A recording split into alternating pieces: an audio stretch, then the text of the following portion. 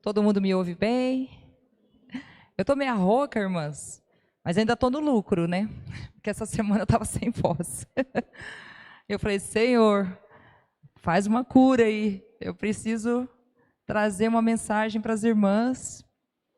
Sou professora, e daí não sei se tem alguma professora entre nós aqui. Garganta é uma coisa assim que a gente deveria colocar até um seguro de vida, né? Porque quando ela resolve ir embora, oh meu pai. Mas graças a Deus o Senhor nos trouxe até aqui. E a gente sempre vem para o Umuarama, né? Todo mês. Mas hoje foi uma vinda diferente. Eu falei, Senhor amado, 3 livramentos. Um motoqueiro, um carro e 2 transeuntes. É. Duas pessoas andando na rua. Saindo de casa, eu estava olhando aqui na Bíblia tal, e eu não estava olhando a estrada. De repente, meu marido deu uma freada que eu olho, o motoqueiro ele ia cruzar na frente do nosso carro. A gente só não bateu nele porque ele voltou. Na hora eu gelei, o coração disparou. Fiquei nervosa, falei, meu Deus, a gente ia matar ele. A gente ia matar ele. Porque nós estávamos numa velocidade alta. Você vai imaginar que o motoqueiro, de repente, vai atravessar na tua frente? Aí, agora, chegando num trevo aqui, um pouquinho antes de Umuarama, meu marido foi fazer o contorno do trevo, um carro veio e fechou a gente. E eu, bem do meu lado, eu falei, amor do céu, misericórdia. Aí o Irã freou e o carro passou. Agora aqui na avenida, chegando aqui na igreja, aqui, perto das concessionárias ali, o sinal verde para nós, a gente está atravessando, entra um casal de idosos na nossa frente, meu marido tem que frear o carro de novo. Falei, meu Deus do céu, uma moto e um carro e 2 pessoas. Né? Falei, Senhor, eu quero chegar na igreja, eu preciso chegar na igreja. Aí eu até falei, tem alguma coisa especial que vai acontecer lá hoje, porque, né? 3 livramentos, é muita coisa para ser coincidência, não é? Quando a Sofia me pediu para vir aqui, ela falou assim, ó, você tem liberdade, escolhe o tema, tal. E não sei por que, na hora que ela me falou, me veio na mente a mãe de Timóteo. É uma pessoa que a gente quase não fala, né? Tem um versículo na Bíblia que menciona o nome de Eunice. E a avó dele também, Lloyd. E é um versículo só, mas fala tão bem delas, que eu falei assim, essas mulheres devem ter sido alguém muito especial. Porque o próprio apóstolo Paulo mencioná-las e fazer referência muito positiva em relação a elas, elas devem ter sido alguém muito importante. E aí até eu falei com a Sofia, eu falei, eu quero falar sobre influência. Hoje a gente usa um termo que é influencer, né? Eu acredito que a maioria aqui, quando eram mais jovens, essa palavra não existia no vocabulário, né? Influencer. Existia influenciado, influenciar, né? Influência. Mas o termo influencer, né? A profissão influencer não existia. Quem eram os nossos influencers? Os nossos pais, né? Os professores, nossos avós. A minha avó, graças a Deus, foi uma influência muito boa na minha vida. Ela orou muito para a minha conversão, né? E Deus ouviu. Então, quando a gente começa a pensar nisso, eu como professora, esses dias atrás eu fiz uma dinâmica com meus alunos e perguntei o que eles queriam ser, como é que eles se viam daqui 10 anos. E, para minha surpresa, algumas meninas, né, falaram que queriam ser influencer, outras falaram que queria ser esposa troféu. Eu falei, como assim? Misericórdia! Você não vai fazer nada na vida? Não, prof, eu quero que meu marido me sustente, eu quero ser esposa troféu. Eu falei, quem será que está passando essas informações para essas cabecinhas oca, né? Falei, ô Jesus amado, quando a minha geração não via a hora de ter 18 anos para ter independência, né? Se de preferência sair da casa dos pais. Hoje em dia o povo... E aí você vê a influência que tem o TikTok, o Instagram, o YouTube, né? A internet, de uma forma geral, na vida desses jovens. E eu não sei quantas aqui devem ter filhas, né, na adolescência, na juventude, filhos também nessa idade, ou irmãs, né? Alguém, algum parente, alguma amiga de trabalho que absorve de uma forma tão forte, tão intensa, tudo que um influencer faz, que às vezes nem filtra se isso é bom, se não é bom, se é positivo, se agrega alguma coisa, se traz consequências negativas, né? Porque quando a gente vai analisar a história desses influencers, a gente vê que eles conseguiram. Sim, eles conseguiram fama e dinheiro. Muitos seguidores, milhões de seguidores. Os maiores influencers do Brasil, eles estão na casa de 40, 50 milhões de seguidores. E aí eu tenho uma listinha aqui, que eu peguei na internet. Eles estão mais ou menos, né, no ranking. Virgínia Fonseca, quem nunca ouviu falar dela, lamento informar, mas ela já foi casada com um filho de cantor sertanejo e agora ela namora com um jogador de futebol. O Neymar, que se vocês não conhecem também, né, jogador do Santos, jogou na seleção brasileira, já jogou fora do Brasil. O Whindersson Nunes, né, que é um humorista bem famoso, talvez um dos maiores influencers aí do Brasil, e o Carlinhos Maia, que também é um comediante. Essas 4 pessoas, somando, elas dão mais de 200 milhões de pessoas que seguem elas. Uma é a vida dela, né? Porque a Virgínia, ela não ensina nada, digamos assim. Ela é um produto. Ela vende o que ela veste, ela vende o que ela come, ela vende o que ela veste, ela vende o que ela usa de perfume, de maquiagem, ela é o produto, né? Ela não ensina você a fazer nada, ela é o produto. O Neymar, né, tem um carisma aí muito grande com jovens, é um rapaz de vila que conseguiu ter sucesso na vida, foi jogar fora do Brasil, né? Milionário e gosta também de estar sempre nas redes sociais. O Whindersson Nunes também, um rapaz que veio, né, de família, todos eles vieram de família bem pobres, família bem simples, que conseguiram ter evidência nas redes sociais, engajamento, alcançaram, né, bastante visualização e já se consolidaram no meio, principalmente dos jovens. E o Carlinhos Maia também é o outro humorista que também vai para o mesmo caminho, né? De vez em quando ele está nas polêmicas, porque as piadas dele não são politicamente corretas, né? Então, de vez em quando ele ofende alguém, entra em processo, é ameaçado de ser preso e acontece algumas coisas assim.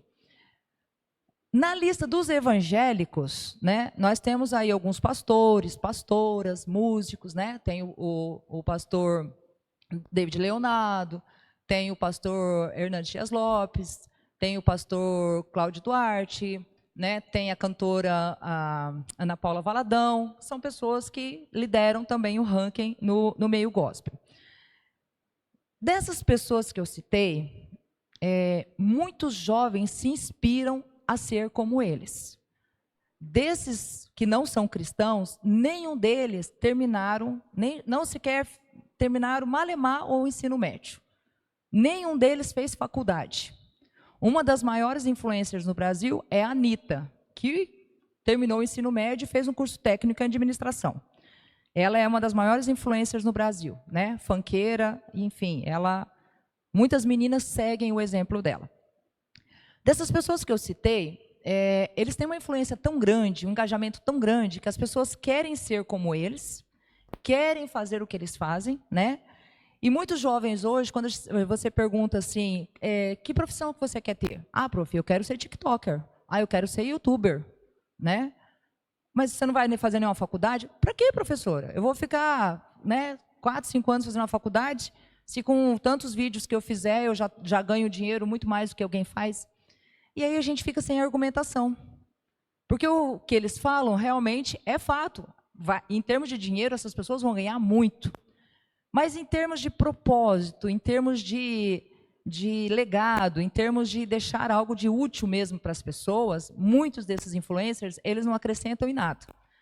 Se você não souber nenhum desses nomes aqui que eu citei, os primeiros, você não está perdendo nada. Mas eu acredito que você sabe sim, pelo menos algum deles. Porque eles estão sempre em evidência. Sempre. Eles não passam desapercebidos. É difícil você não notá-los. E quando você não segue, não vê, não compartilha ou não curte, tem pessoas próximas a você que vai fazer. Mas você não conhece a Virgínia? Eu estava dando uma aula ano passado para um pessoal do 8º ano, e eu estava falando sobre os estados dos Estados Unidos. E um dos estados Unidos chama Virgínia. Quando eu falei a palavra aqui, a Virgínia tal, todo mundo, prof, você assiste. Falei, quem? De quem que vocês estão falando? Não sei quem é que vocês estão falando. Aí eu fui ver quem era essa famosa Virgínia, né? E aí agora eu sei quem é a Virgínia. Mas eu tive que ir pesquisar quem ela era, porque meus alunos não paravam de falar dela. Como eu trabalho com adolescentes e jovens, eu preciso entender quem eles estão seguindo, quem eles estão curtindo, quem eles estão compartilhando. Aí tem muitas pessoas na área da música, né? Tem muitos influenciadores que vão para a área de comportamento, tem muitos influenciadores que vão para a área teológica, tem muitos que vão para a área política. Então, assim, os nossos jovens hoje, eles têm uma oferta de influenciadores muito grande. Agora, a base desses influenciadores é que, às vezes, não é nem um pouco legal. E aí, quando eu coloquei o título ali, Influenciando para a Eternidade, eu quis pegar um gancho nessa ideia. Se você não é influenciado, amém. Negativamente. Mas você pode influenciar. Como é que a gente influencia? Se eles estão seguindo pessoas que não necessariamente têm um padrão de conduta mais aceitável, se essas pessoas estão passando informações ou necessidades que não é necessariamente aquilo que você gostaria de ter para a tua família, para a tua amiga, ou até mesmo para a sua própria vida, vocês já se deram conta quanto tempo às vezes a gente passa no Instagram e a gente não percebe? De um vídeo, você vai para outro vídeo, quando você olha lá 3 horas, 4 horas no Instagram. E começou com um vídeo 3 minutos. Às vezes nem de 3 minutos. Um mini vídeo, né? Um vídeo bem curtinho. Os shorts. A maioria de nós hoje não assiste vídeos muito longos. A gente assiste vídeos curtos. Mas um vídeo curto puxa outro vídeo curto, que puxa outro vídeo curto, e quando você percebe, você ficou 2, 3 horas ali vendo vídeos.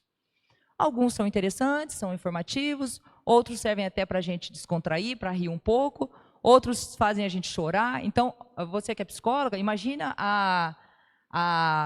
como é que fala? Montanha-russa emocional que a gente passa. Você ri, chora, passa raiva, sente medo, tem desejo, tudo em vídeos. Vai ter vídeo que vai fazer você ficar chocada. Meu Deus, que coisa. Vai ter vídeo que você vai chorar, vai te dar uma nostalgia, vai te dar um remorso, né? Você vai ter uma sensação de culpa, porque você viu aquele vídeo, aí aquele vídeo te trouxe uma lembrança que você já não queria ter lembrado. Vai ter vídeo que vai fazer você rir, de repente você já está vendo outro vídeo que você está ficando indignado, porque veio uma informação, né, principalmente na área da economia. Eu tenho procurado não assistir muitos vídeos na área da economia, mas às vezes não tem como, né? Eles vêm até a gente. Então, nós, sem perceber, estamos sendo influenciados também por essa mesma rede que influencia os nossos adolescentes e jovens. E aí, o que a gente transborda? O que a gente dá de retorno? Porque quanto mais a gente bebe disso, mais a gente absorve disso, é mais disso que a gente também vai oferecer. Porque eu só posso jorrar daquilo que eu estou cheia. E o que é que eu estou jorrando, né? Que tipo de influência que eu estou passando, se de repente aquilo que eu estou absorvendo, aquilo que eu estou bebendo, a fonte que eu estou buscando, não é coisas assim tão produtivas ou saudáveis. Trazendo aqui para Lloyd e para Eunice, quem trouxe a Bíblia, para a gente abrir aqui em 2 Timóteo, é apenas um versículo, praticamente. 2 Timóteo 1:5.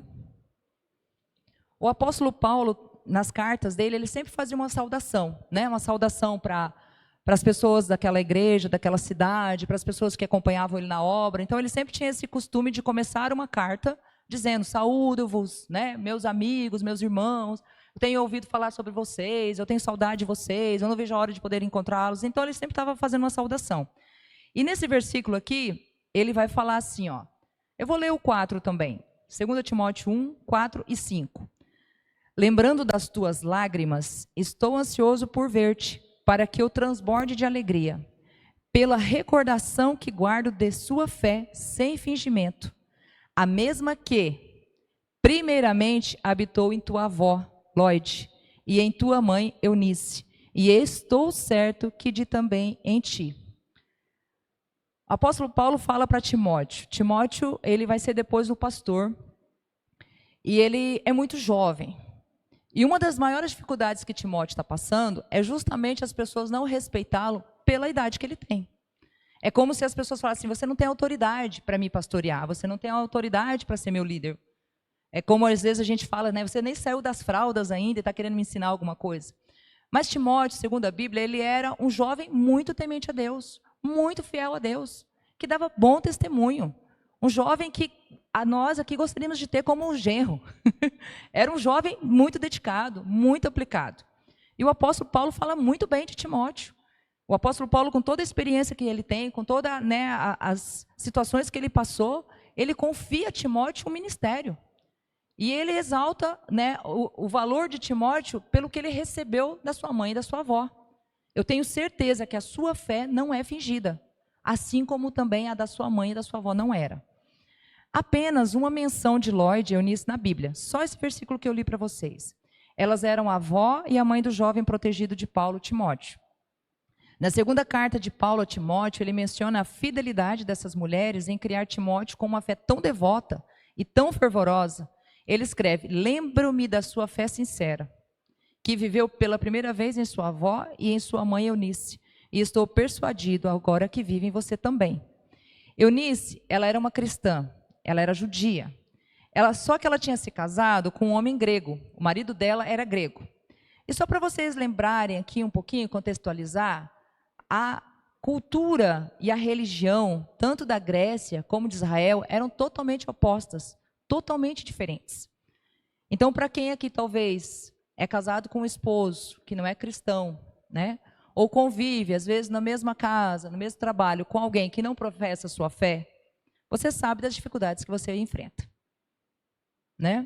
Porque são situações diferentes. Para algumas pessoas, muitas coisas são aceitáveis, para você não. Para pessoas, às vezes, que estão no seu trabalho, que acham aquilo muito normal, seja o linguajar, o jeito de vestir, o que fala, o que consome, que para eles é algo extremamente normal, totalmente natural. Para você pode ser que seja um choque, pode ser que isso cause, às vezes, angústia em você, situações de conflito. Agora, imagina, nós tínhamos isso dentro de uma casa. Uma mulher judia casada com um homem grego. Dois opostos mesmo. Duas situações muito diferentes, Só que, apesar disso, o que a mãe de Timóteo faz? Ela vai ensinar ao filho os preceitos bíblicos. Ela vai ensinar as escrituras para ele. Você pode até ter um pai que não acredita em Deus. Mas na minha casa, você vai aprender a acreditar. Porque eu vou te ensinar as Sagradas Escrituras. Essa educação piedosa de Timóteo, ela é referenciada novamente em 2 Timóteo 3, 14 e 15. Mesmo capítulo, no mesmo livro. Que ele vai falar assim: tu, porém, permanece naquilo que aprendeste e de que foste inteirado, sabendo de quem o aprendeste, e que desde a infância sabe as sagradas letras, que podem tornar-te sábio para a salvação pela fé em Cristo Jesus. Desde a infância. Aquela mãe não esperou o pai tomar a iniciativa para dizer: aqui na minha casa meus filhos vão aprender a minha cultura, a minha religião. Aquela mãe, aquela avó, elas tiveram autoridade, elas tiveram zelo em trazer para aquele jovem algo que realmente elas valorizavam e acreditavam. Qual que é a nossa proposta hoje, nessa tarde? Que tipo de influência eu estou deixando para os meus filhos, para os meus netos, para os meus parentes, para as pessoas que trabalham comigo? As pessoas estão vendo Jesus em mim? A minha vida, o meu proceder está falando de Jesus para essas pessoas? Eu estou conseguindo demonstrar a palavra de Deus para essas pessoas? Eu estou conseguindo levar a palavra de Deus até elas? Janisley, mas tem lugares que a gente não pode falar de Jesus. Olha, eu trabalho numa escola. Na verdade, eu trabalho em escolas faz um bom tempo. Eu nunca fui impedida de falar de Deus dentro da escola. Ainda não. Espero que demore para ser. Mas mesmo escolas que eram estaduais, eu nunca fui impedida. Se eu precisasse fazer uma oração com meus alunos, ninguém nunca me constrangeu a isso. Se eu precisasse falar, ou até mesmo levar uma música cristã para uma atividade em sala de aula, ninguém me impediu de fazer isso. Eu trabalho numa escola que a família, eles são católicos, mas eles são bem assim zelosos com a questão do Pai Nosso.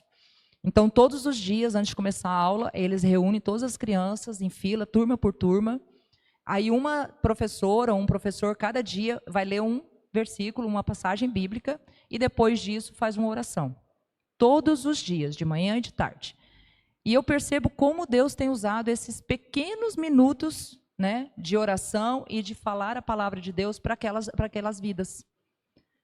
E às vezes eu vou lá, pego o microfone, Deus me dá uma coragem e eu falo, vou aproveitar esse meu minutinho aqui e além desse versículo aqui, além do Pai Nosso, eu vou falar alguma coisa. E Deus tem me usado ali. Mas se a gente não tiver posicionamento, se a gente tiver vergonha, a gente vai aceitar essas desculpas que às vezes a gente mesmo fala para si. Ah, não, eu não vou falar de Deus no meu trabalho, não, as pessoas vão olhar meio torto para mim. Gente, meu marido hoje de manhã, nós tínhamos levado a minha neta para tomar um café, que é o aniversário dela hoje. E daí quando nós saímos da padaria, a gente encontrou um amigo com uma tipóia no braço, né? Aí meu marido falou assim, o que aconteceu com você? Pastor, eu acabei de sair de uma cirurgia, eu caí de bicicleta, quebrei o ombro, né? E agora eu vou ter que me recuperar, tal. Aí o Irã, no meio da rua ali, na esquina, falou, peraí que nós vamos orar por você. Aí estava eu, minha neta, ele, fechamos os olhos, oramos, aí já impusemos a mão sobre ele e tal. Aí depois o Irã falou assim, quem olha de fora pensa que a gente é maluco, né? Vai orando assim para as pessoas no meio da rua. Eu falei, não tem problema nenhum, né, a gente orar. Eu falei assim, você não estava fazendo nada errado, né?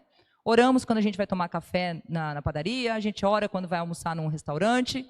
Às vezes, hoje mesmo o garçom, eu percebi quando ele chegou para colocar o talher, a gente estava no meio da oração, ele ficou ali do ladinho, esperou a gente terminar a oração, depois colocou o talher. Então, são pequenas situações, pequenos gestos que a gente está falando de Jesus. Quando a gente ora por alguém, quando a gente abençoa alguém.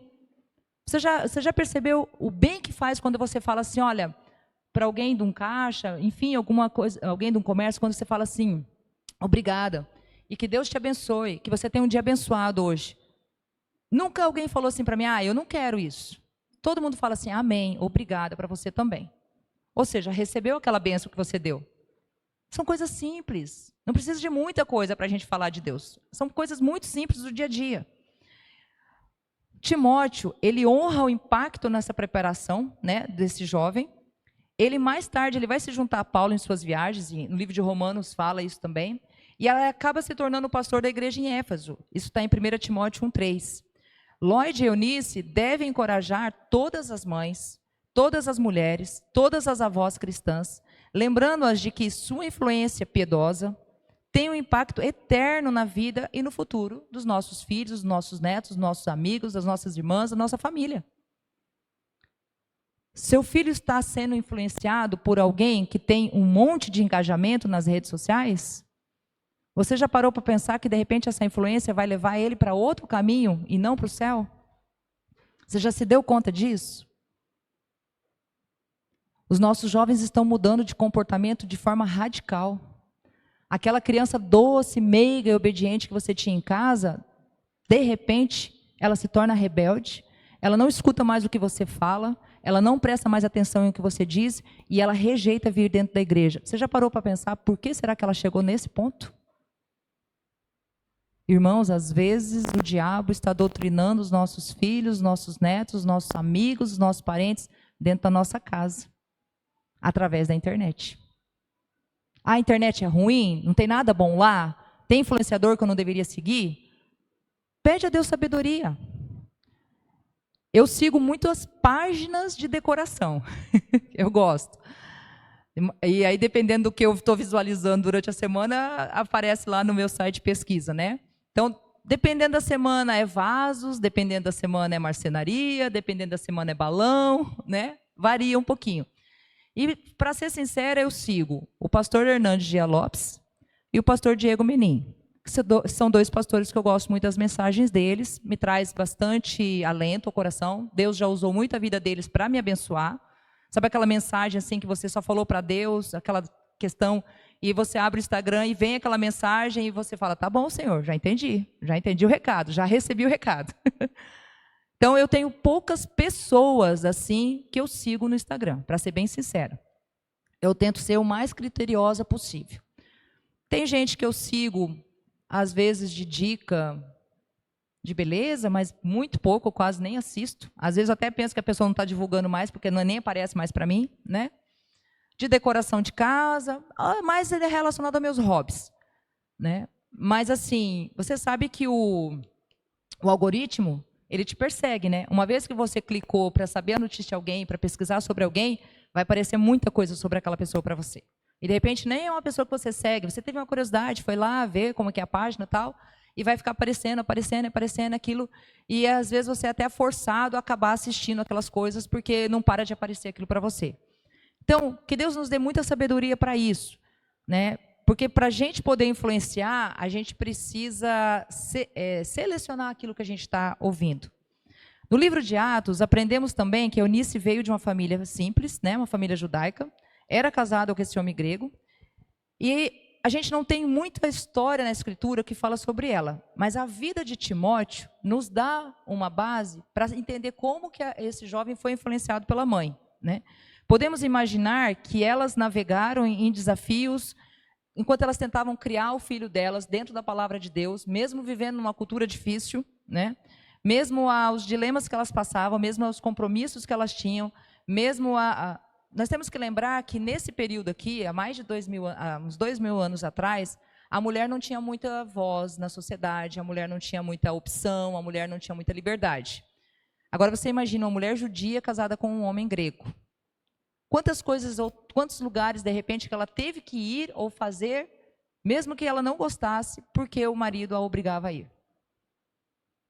E mesmo assim, ela não deixou de seguir a fé dela, de testemunhar da palavra de Deus, de ensinar o filho dela. Ou seja, ela tinha um posicionamento em relação àquilo que iria afetá-la.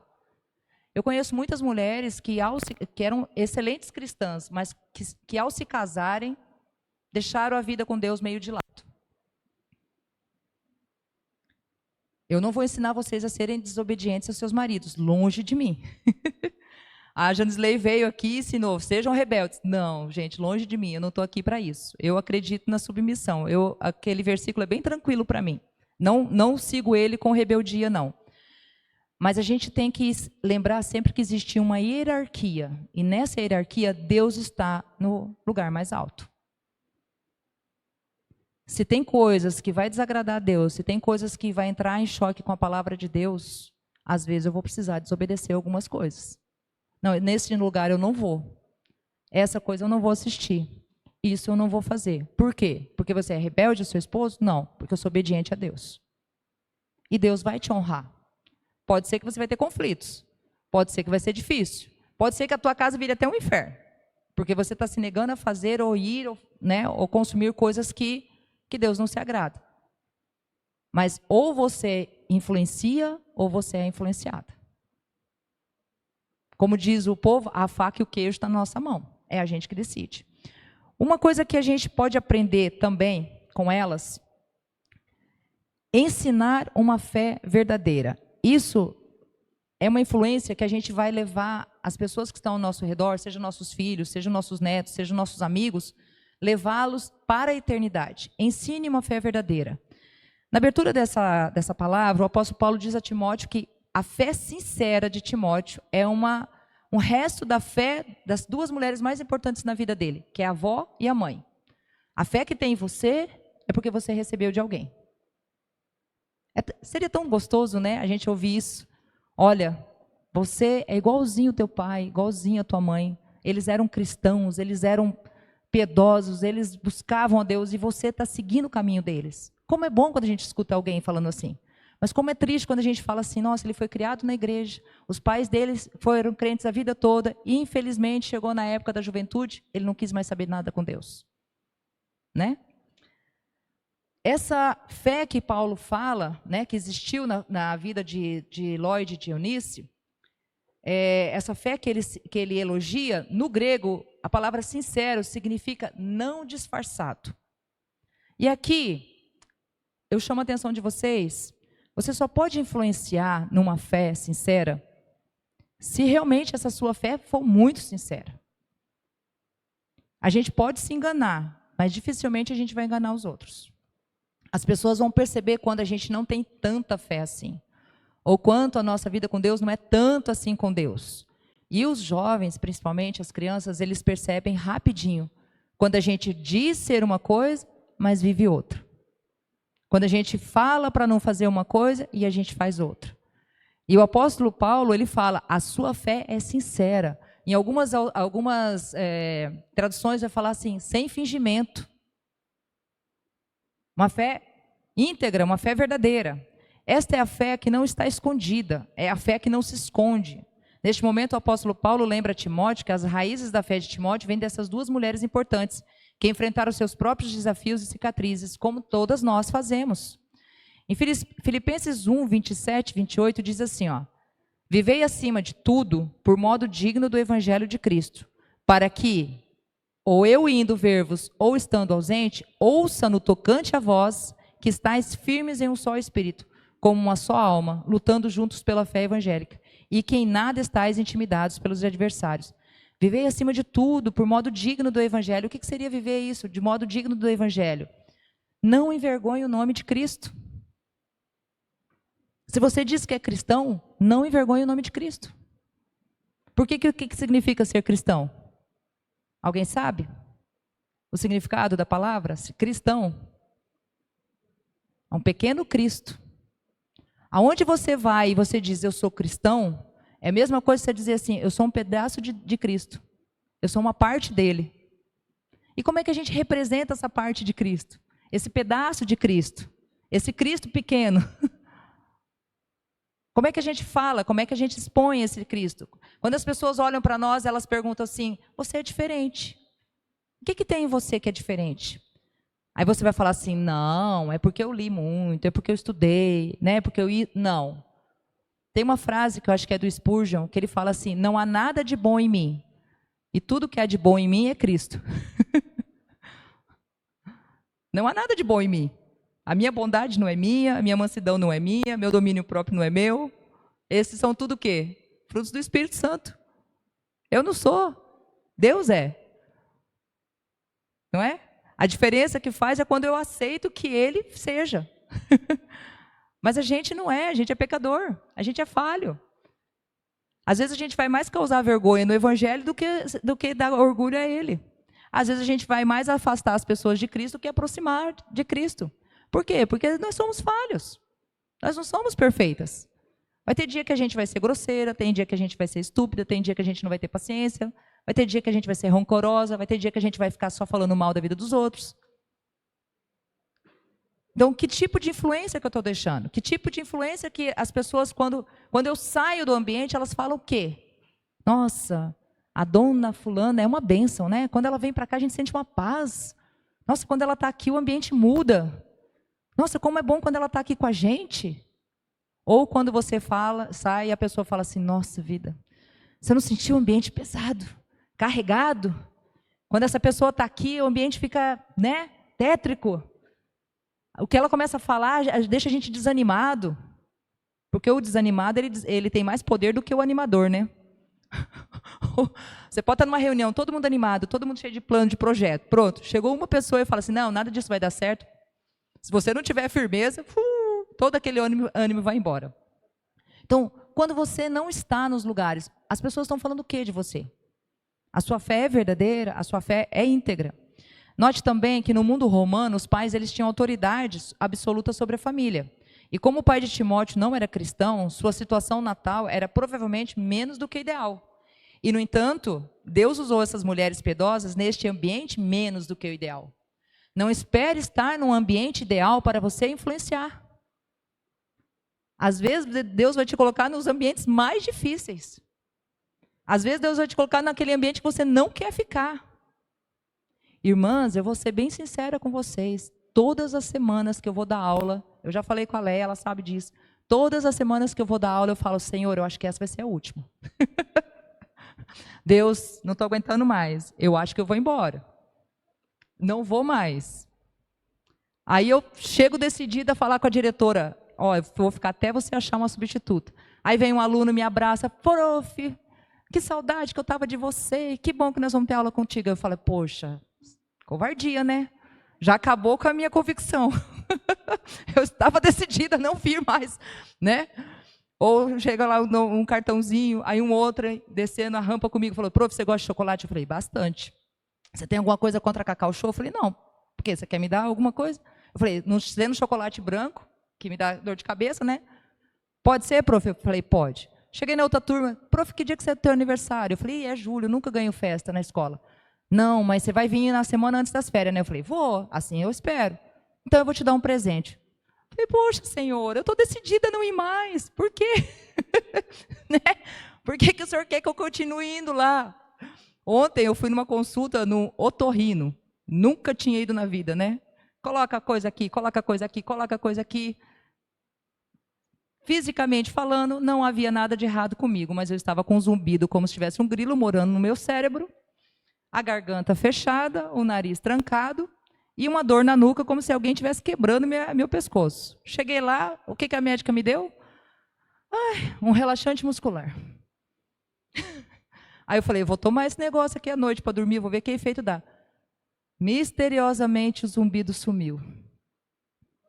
Uma das hipóteses, qual que é? Estresse. Estresse. E eu já falei para ela, eu estou ficando surda, eu não estou escutando mais nada. Daí ela falou assim, olha, tem essa possibilidade, essa possibilidade, essa possibilidade. Vamos eliminar todas para dar um diagnóstico mais apurado. Mas hoje meu ouvido estava normal. Gente, vocês já ficaram com um grilo cantando no ouvido uma semana inteira? Tem hora que dá vontade da gente bater a cabeça, né? É desanimador. Mas hoje eu perguntei para Deus, o que o Senhor quer de mim? Quanto mais eu quero sair, mais o Senhor me segura lá dentro. É um ambiente que às vezes você não... O ambiente está me adoecendo. A Leia sabe. Mas é o meu ministério. É minha Roma. É o lugar talvez onde eu vou ser presa. Mas é lá. Nem sempre a gente está nos lugares mais agradáveis para servir a Deus. Nem sempre. E às vezes a nossa casa também não é o lugar mais agradável para servir a Deus. Mas é o lugar que talvez Deus queira mais que a gente esteja servindo a Ele. Antes de ganhar a vizinhança inteira para Cristo, às vezes a gente precisa ganhar a nossa casa para Cristo. Antes de, às vezes, né, ser evangelista, ser youtuber, fazer um monte de coisa para Deus, ser escritora, fazer um monte de coisa. Esses projetos não são ruins, são bons. Mas, às vezes, antes de fazer tudo isso, a gente precisa cuidar da nossa Judéia, né? Antes de ir para Samaria e os confins da terra. E, às vezes, é o lugar mais difícil para nós. A fidelidade delas é um chamado profético para as mulheres da Igreja de Deus, para continuar a louvar a Deus e assumir o cuidado da sua família, dos seus amigos, das suas vizinhas, dos seus parentes. Segunda coisa que a gente aprende com ela, ensine-lhe o que você acredita. A primeira coisa, ensine uma fé verdadeira. Não seja uma fé fingida. Ensine o que você acredita. Seus filhos, seus amigos não conhecerão, não aprenderão sua herança de fé, a menos que você os ensine. Nós, como pais, mães, amigos, irmãos, temos a responsabilidade de ensiná-los de maneira que devem seguir. Este não é o trabalho da escola, não é o trabalho da igreja, não é o trabalho da escola dominical. Esse é o nosso trabalho, é a nossa responsabilidade. Não terceirize aquilo que Deus falou, é você. Não passa adiante aquilo que Deus falou assim, eu te tirei do lagar, eu te tirei de trás das malhadas. Não abra mão daquilo que Deus te comissionou. Alguns podem sentir que não conhecem bem a Escritura o suficiente para ensiná-los a seus filhos, aos seus amigos, aos seus vizinhos, às pessoas que trabalham com você. Se essa é a sua situação, então ensine aquilo que você sabe. E aprenda junto. Você não precisa ser formado em teologia para começar a falar de Jesus. Se você quer ser formado em teologia, amém, seja bem-vindo. Nós temos até um seminário aqui, temos um seminário em Campo Mourão. Mas você ensina aquilo que você acredita. Tudo bem se você, seus filhos, os seus amigos, as pessoas que estão no seu trabalho, aprender junto com você. Vamos estudar o livro de João, vamos estudar o livro de Salmos, vamos estudar o livro de Provérbios, vamos ler um versículo por dia, um capítulo por dia. Para Lloyd e Eunice, elas ensinaram a Timóteo as Escrituras desde a infância. Claramente, o que elas ensinaram fez enorme diferença na vida dele. Não é melhor a gente ensinar as pessoas quanto mais cedo do que, de repente, a gente tem que tirar um monte de lixo da mente e do coração deles para daí sim colocar a palavra de Deus? Não é melhor você pegar lá, se você tem um filhinho pequeno, um netinho, né? Alguém que é bem mais jovem, e você ensinar ele desde pequenininho, do que, de repente, você chegar aí com 30, 40 anos e ter que tirar todo aquele lixo que está na mente dele para aí sim você ensinar a palavra de Deus? Tem alguma pedagoga aqui? Tem? Não? Olha lá. Aposentada já, irmã. Vitoriosa. Guerreira. As crianças, geralmente, elas aprendem o que elas vão ser até mais ou menos os 8, 9 anos de idade. O que elas vão ser, não é? A personalidade delas, o caráter delas, até 8, 9 anos elas vão aprender. O resto é conhecimento, conhecimento geral. A gente aprende até morrer. Tem gente aí que está com 70 anos, 80 anos, está fazendo faculdade ainda. E eu tiro o chapéu para eles, porque não é fácil. Agora, se você quer realmente ensinar alguém a andar nos caminhos do Senhor, quanto mais cedo você fizer isso, melhor. Porque Satanás não dorme. Ele não descansa. E ele tem metodologias muito criativas para ensinar os nossos filhos, os nossos netos, a andar nos caminhos dele. E se a gente não estiver esperto, de repente, quando você menos esperar, você perdeu ele. A gente tem que estar atento, muito atento. Seja o influenciador que Deus te chamou para ser. A verdadeira fé que estava em Timóteo foi passada de uma mãe e uma avó que tinham uma verdadeira vida com Deus. Não, ela não era uma mãe perfeita, mas é claro, ela tinha conseguido algo real. Não era apenas a religião que ela tinha Jesus. Não ensine só seu filho vir na igreja. Não ensine só seu filho ler a Bíblia. Ensine ele a amar a Deus. Ensine ele a amar as Escrituras. Ensina ele a ter temor por Deus. Ensina ele a ter um laço de intimidade, de confiança em Deus. Você está no carro, vai viajar com alguém, seja teu filho, seja teu neto, seja tua amiga. Vá ouvindo uma música cristã. Vá falando de Deus no caminho. Você está lá no seu ambiente de trabalho. Eu tenho situações boas e não tão boas. Eu tenho uma moça que eu vou, ela só ouve música cristã, enquanto ela está cuidando da minha unha. Mas eu vou em outra pessoa que, enquanto ela está cuidando do meu cabelo, ela só ouve música sertaneja. Ai, daí eu saio de lá assim, misericórdia. É muita coisa, né? Vou chegar em casa, vou ouvir um louvor por umas 2 horas para ver se aquelas coisas saem da minha cabeça. Porque, infelizmente, é o que o mundo gosta, né? E às vezes você está num ambiente de trabalho que você é obrigado a ouvir coisas que você não quer ouvir. Mas seja a contrapartida. Você chega assim e fala assim, seja cara de pau às vezes. Ó, amiga, eu já ouvi muito das suas músicas, vamos ouvir agora um pouco das minhas? Vamos mudar essa playlist aí? Né? Minha amiga, posso fazer uma oração hoje aqui no nosso trabalho? Estou sentindo aqui que o clima está meio pesado aqui no ambiente. Vamos orar? Gente, ninguém vai jogar uma água quente em você se você fizer isso. Ninguém vai. Ninguém vai. O terceiro ponto, e aqui eu encerro, viva o que você acredita. Então, primeiro, ensine uma fé verdadeira. Ensine-lhes o que você acredita. E, o mais difícil, viva aquilo que você acredita. Não adianta ensinar se eu não viver. Existe aquela frase, faço o que eu digo, mas não faço o que eu faço? Você tira toda a autoridade daquilo que você vai falar quando você vive algo, fala algo e vive outro. Você tira totalmente a autoridade. Já teve pesquisas feitas por aí que muitos jovens que hoje estão fora da igreja saíram porque se escandalizaram com coisas de dentro da igreja. Outros não vão mais na igreja porque não vê na vida dos pais deles, que são da igreja, o que eles vivem na igreja e o que eles vivem na casa. Eu não estou dizendo que é todos os casos, né? Tem jovens que fazem suas escolhas, que não querem mais seguir a Deus, mesmo que você seja uma pessoa temente a Deus, mesmo que você ande com Deus, mesmo que você testemunhe de Deus, mesmo que a sua conduta seja uma conduta de uma mulher verdadeiramente cristã. Né? Não estou aqui jogando uma culpa sobre você. Ah, meu filho se desviou, então a culpa é minha. Ah, meu filho não anda mais com Deus, então a culpa é minha. Não, não nesse sentido. Mas, infelizmente, isso é fato. E a gente não pode esconder que muitos jovens que hoje não estão mais andando com Deus, não estão porque alguém da igreja ou alguém da casa o tirou dos caminhos de Deus. Mas tirou como? Pela conduta. O que vivia dentro da igreja era algo e o que vivia lá fora era outro. Por mais importante que fosse para Lloyd e Eunice ensinar Timóteo, foi de igual importância que elas tenham vivido o que acreditavam na frente dele.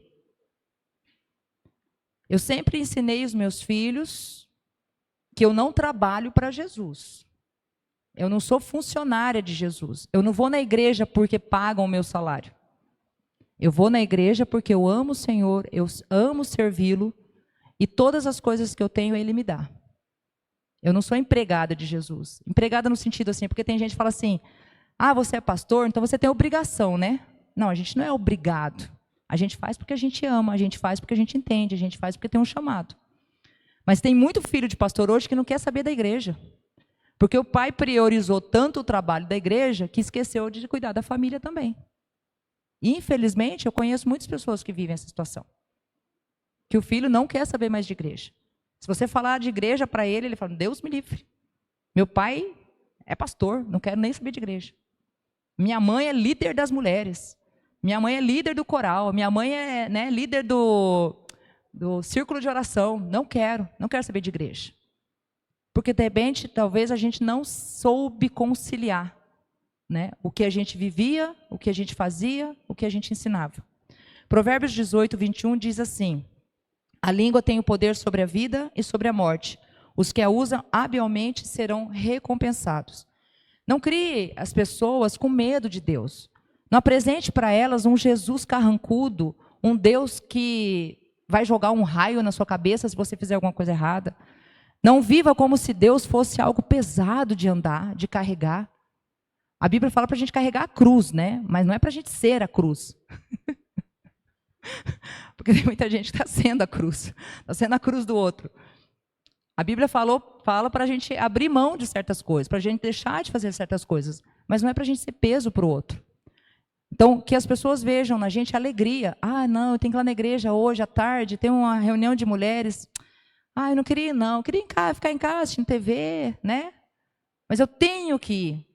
Se a pessoa que está do teu lado e ouviu você falar, eu tenho que ir, ela não vai ter vontade de vir aonde você está vindo. Você pode ter certeza disso.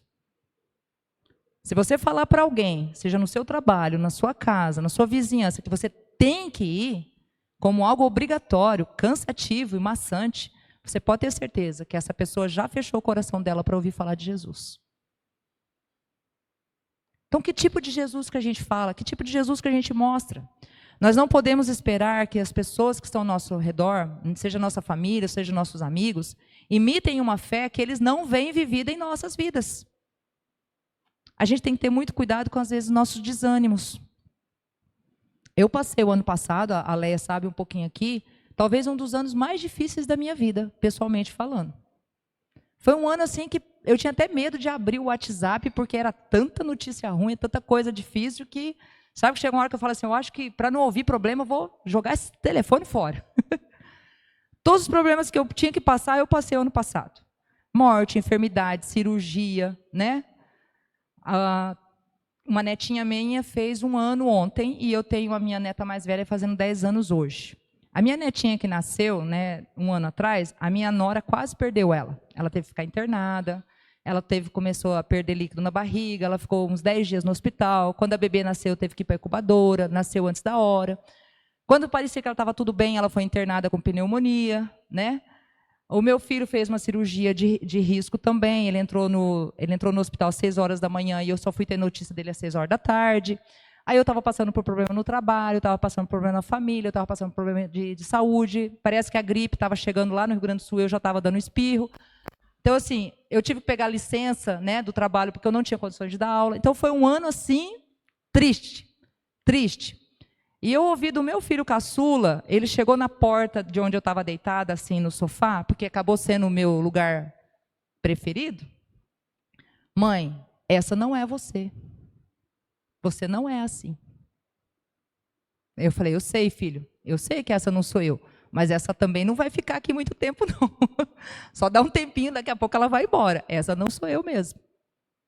Porque eu também não admitia que aquela pessoa que estava só deitada, desanimada, cansada, né, psicologicamente abatida, emocionalmente abatida, e às vezes até na fé desanimada, porque teve dia que eu falava assim, ué, que gripe é essa que só vem no domingo? Gente, eu estava bem a semana toda, final de semana eu ficava doente. Quantas vezes eu deixei de vir aqui em Umuarama porque eu não estava bem? Você já viu essa enfermidade que ela começa na sexta-feira e termina na segunda? Isso não é espiritual? Claro que é espiritual. E não era uma doença fingida. Eu estava com febre, eu estava com tosse, eu estava com corpo ruim, eu estava à base de remédio. Na segunda-feira eu sarava. Ué, mas que enfermidade é essa? Então, assim, 2025 foi um ano muito difícil para mim. Mas foi um deserto onde Deus teve que me ensinar. E teve horas que eu falava assim para eles, eu falava, gente, me perdoa, me desculpa, eu queria estar forte, mas eu não estou conseguindo ser forte. Mas em nenhum momento eu blasfemei contra Deus, ou disse que Deus era culpado pelas situações que eu estava passando. Eu admiti que eu estava fraca. Eu admiti que eu precisava de ajuda. Eu admiti que eu precisava de oração. Eu admiti que eu precisava de paciência. Mas em nenhum momento eu falei assim, Deus é o culpado de tudo isso. E é diferente. Você não precisa ser forte o tempo todo. Você não precisa ser corajoso o tempo todo. Vai ter momentos que você fala assim, eu acho que eu não vou conseguir. Eu estou com medo. Mas o que a gente não pode é falar assim, Deus não vai responder. Deus não escuta a minha oração. Deus não está nem aí para mim. Ou Deus se esqueceu de mim. Isso a gente tem que ter muita cautela. Isso às vezes vai ser determinante para a gente mandar alguém direto para o céu ou direto para o inferno. Porque nas horas mais difíceis é que a nossa fé é mais provada. E se eu sou uma pessoa que só louva a Deus na bonança e nunca na tempestade, eu não vou conseguir testemunhar para ninguém realmente o Deus que eu sirvo. Eu preciso mostrar para as pessoas que mesmo na tempestade, Deus está comigo. Na bonança, Ele também está comigo. Ou seja, Ele está comigo em todo o tempo.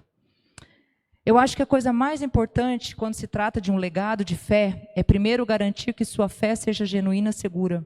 A partir daí, reserve um tempo para passá-lo a seus filhos, aos seus netos, aos seus colegas de trabalho, à sua família.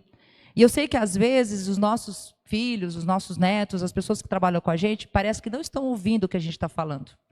Mas continue plantando essa semente de qualquer maneira. Mesmo que às vezes você não vê frutos. Essa semana eu fiz uma oração assim para Deus. Falei, Senhor, mostra os frutos. Mostra para mim. Dá uma plantinha pelo menos. Nem que seja um brotinho assim, fala assim, está valendo a pena. Você está doente fisicamente, mas está valendo a pena. Mostra. Eu falei para Deus, antes de eu largar tudo, antes de eu abrir mão, fala para mim que está valendo a pena. Aí eu fico.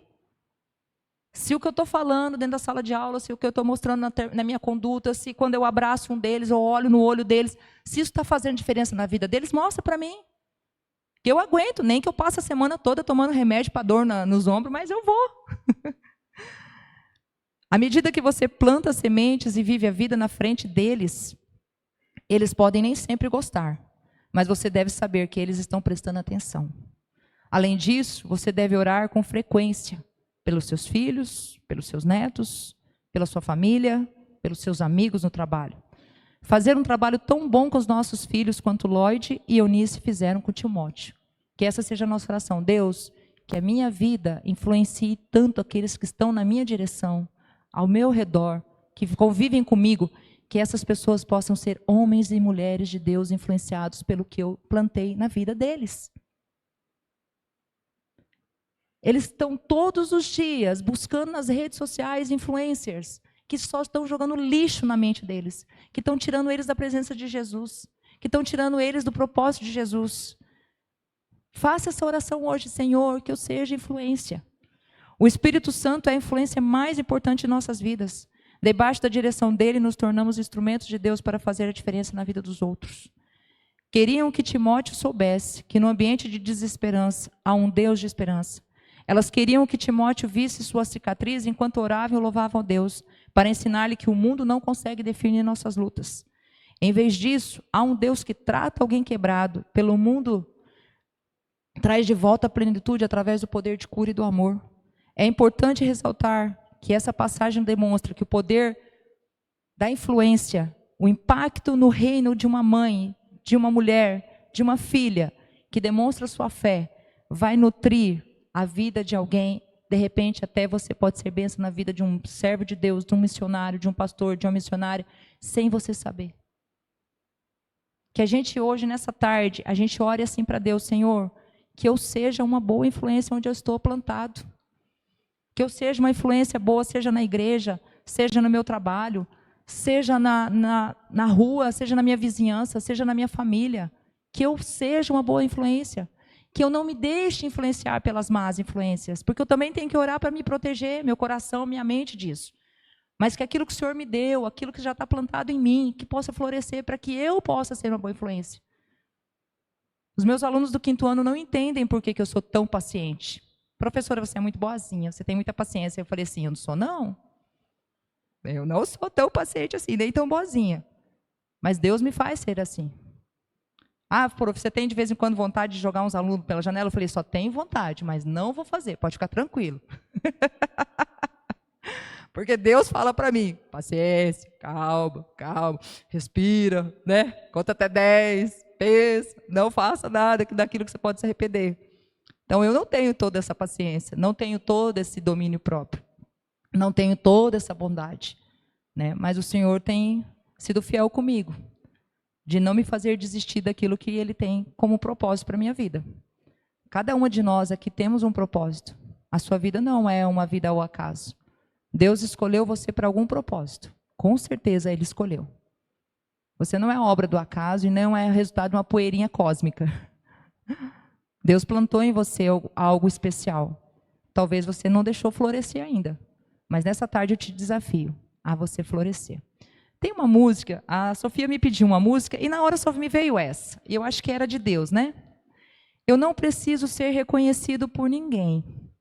Porque a vontade não é que eu cresça, mas que através de mim as pessoas vejam Deus, né? E essa música fala, no santo do santo a tua fumaça me esconde, só teus olhos me veem. Nas minhas fraquezas só Deus me vê. Nas horas que eu tenho medo, nas horas que eu estou chorando, às vezes só Deus me vê, nem meu marido às vezes me vê. Tem momentos que são tão íntimos de dor que nem a pessoa mais próxima de você sabe. E é nessas horas que você tem que falar, Senhor, está sendo um desafio, mas não me deixa desistir. Me dá força, só mais um pouquinho, para que eu possa influenciar pessoas para a eternidade. Que bom dia quando a gente puder estar lá no céu. Talvez eu acho que Deus vai dar esse momento para a gente dizer, olha, aquele ali é fruto de oração. Aquele ali é fruto de intercessão. Aquele ali eu testemunhei. E quantos outros a gente não sabe que vão para o céu por nossa influência? Que a gente talvez vai saber só lá na glória. Quantos? Quantos?